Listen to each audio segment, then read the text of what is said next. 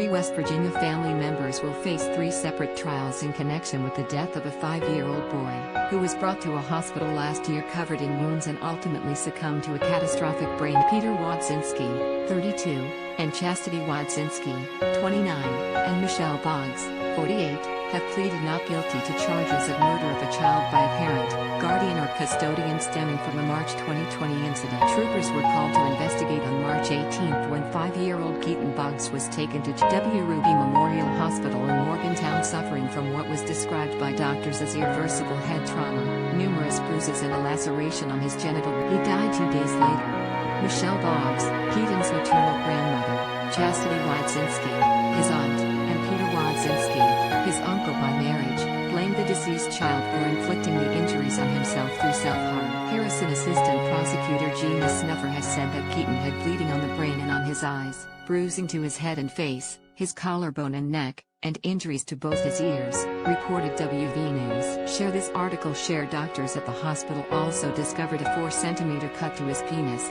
injuries to his testicles and Snuffer said the many injuries were both old and new. According to prosecutors, the abuse targeting Keaton intensified over the course of several months, during which his guardian skipped medical appointments and sometimes covered up the 5-year-old's wounds. With WCHS reported that Michelle Boggs and Chastity and Peter Wodzinski started caring for Keaton in June 2019, after his father, Christopher Boggs, died of Keaton's biological mother, Jessica Bishop Holt, had been stripped of parental custody and visitation rights over her battle with drug addiction, reported the Sun. Even after the woman said she had been sober for a year, Michelle would not allow her to see Keaton. Just weeks before Keaton's death, calls were made to the Department of Health and Human Services about the child's treatment. During a pre-trial conference on Friday, Judge James Madish agreed to defense attorneys' requests to sever the defendants' trials, meaning that each person will be tried. Peter will be tried first on March 1st, followed by his relatives on March 29th and April 19th. Prosecutors have offered Boggs and the Wodzinski couple to plead guilty as charged and throw themselves on the mercy of the court,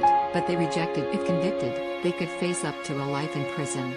State police reportedly have extracted images and text messages from Michelle Boggs and Chastity Wodzinski's phones, which prosecutors are expected to use during trials to show that Keaton was abused. The prosecution's theory appears to be that the trio of relatives had concocted a plot to cover up the abuse by making it seem like Keaton had been self-harming months before his death, but one of the defense lawyers dismissed this suggestion.